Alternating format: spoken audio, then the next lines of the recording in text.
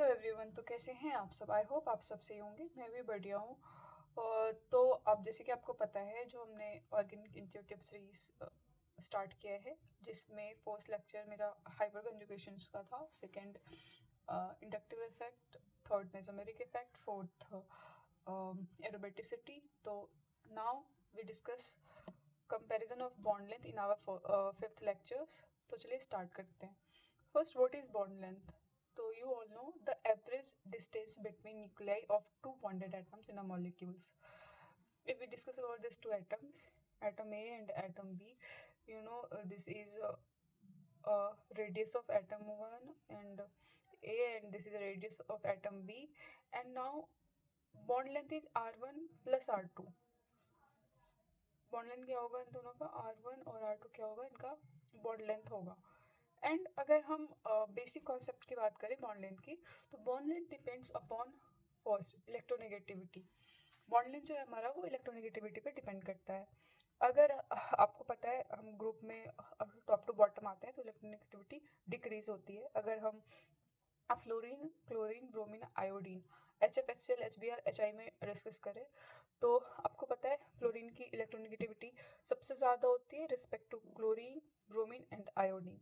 तो bond length जो होता है वो इन्वर्सली प्रोपोर्शनल होता है इलेक्ट्रोनेगेटिविटी के। क्या होता है हमारा बॉन्ड लेंथ जो होता है वो इलेक्ट्रोनेगेटिविटी के इन्वर्सली प्रोपोर्शनल होता है। तो नाउ वी नो, जो फ्लोरीन का जो है इलेक्ट्रोनेगेटिविटी सबसे ज़्यादा होता है, तो इसलिए इसका क्या होगा? बॉन्ड लेंथ सबसे कम होगा। एंड आयोडीन की इलेक्ट्रोनेगेटिविटी सबसे कम होती है, इसलिए इसकी बॉन्ड लेंथ जो है वो सबसे ज़्यादा होगी। तो यू ऑल नो ऑर्डर जो होगा वो हमारा इस तरीके से हो जाएगा। Now we discuss second of bond length depends concept of bond length, which is bond length depend upon a size. Bond length जो है हमारा साइज पे डिपेंड करता है। तो अगर हम ये कार्बन, सिलिकॉन, जर्मेनियम, स्ट्रोंडियम लेंगे, तो आपको पता है सबसे टॉप टू बॉटम है, ये हमारा कार्बन फैमिली है। तो टॉप टू बॉटम जो है वो ग्रुप में साइज इंक्रीज होता है, यू ऑल नो। तो बॉन्ड लेंथ जो हमारा होगा वो directly proportional to atomic size. क्या होगा? Directly proportional to atomic size होगा। तो एसएन की जो होगी बॉन्ड लेंथ सबसे ज़्यादा होगी respect to germanium, silicon and carbon. Now we discuss about our third concept, which is bond length depends upon number of bonds. Bond length जो है वो हमारा नंबर ऑफ बॉन्ड्स पे भी डिपेंड करता है। तो चलिए इन तीन कंपाउंड से समझते हैं। You all no this is a single bond, double and triple. And आपको पता है एक बॉन्ड में 2 इलेक्ट्रॉन्स होते हैं। तो 2 इलेक्ट्रॉन्स, यहाँ 2 बॉन्ड है तो 4 इलेक्ट्रॉन्स, और यहाँ पे 3 बॉन्ड है तो 6 इलेक्ट्रॉन।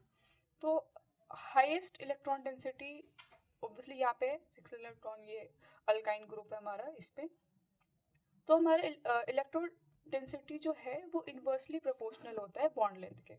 क्या होता है? इलेक्ट्रॉन डेंसिटी हमारा इन्वर्सली प्रोपोर्शनल होता है बॉन्ड लेंथ के। थर्ड कॉन्सेप्ट ये हो गया। एक बार अगर मैं शुरू से रिपीट करूँ कॉन्सेप्ट का, तो फर्स्ट कॉन्सेप्ट क्या था हमारा? Bond length depends on electronegativity. Second क्या था? Bond length depend upon size. Bond length electronegativity की इन्वर्सली प्रोपोर्शनल होता था, साइज की डायरेक्टली। और अगर थर्ड कॉन्सेप्ट की बात करें तो नंबर ऑफ बॉन्ड्स, और number of bonds means electron density. जितना ज़्यादा नंबर ऑफ बॉन्ड्स होंगे, इलेक्ट्रॉन डेंसिटी वहाँ पे उतनी ज़्यादा होगी। तो वहाँ पे बॉन्ड लेंथ क्या होगा? उतनी कम होगी उसकी। तो अगर हम इसकी बात करें तो सबसे ज़्यादा बॉन्ड लेंथ हो जाएगा ये अल्केन का, देन अल्कीन, उसके बाद अल्काइन। एंड अगर हम फोर्थ कॉन्सेप्ट की बात करें तो फोर्थ कॉन्सेप्ट है हमारा bond length depend upon a resonance. Resonance पे भी हमारा बॉन्ड लेंथ डिपेंड करता है।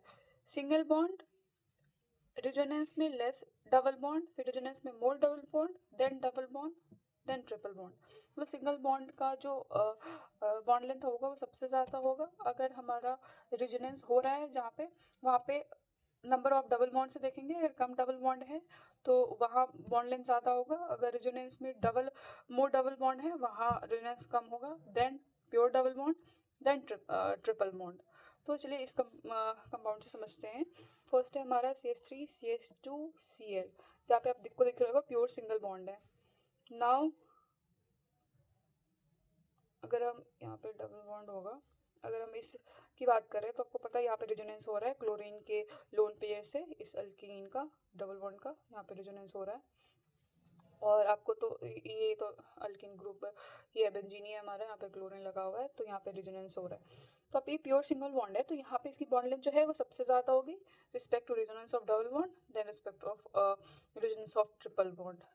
एंड अगर हम रेजोनेंस की बात करें, अगर आप लोग को इस छोटी सी टॉपिक्स में कंफ्यूज होगा तो कैसे डिसाइड करें कहाँ पे रेजोनेंस हो रहा है या नहीं हो रहा है, तो एक ट्रिक है, जिसे पाई सिग्मा लव ऐसे याद किया। एल से हो गया लोन पेयर, ओ से फ्री रेडिकल एंड वी से वैकेंट ऑर्बिटल।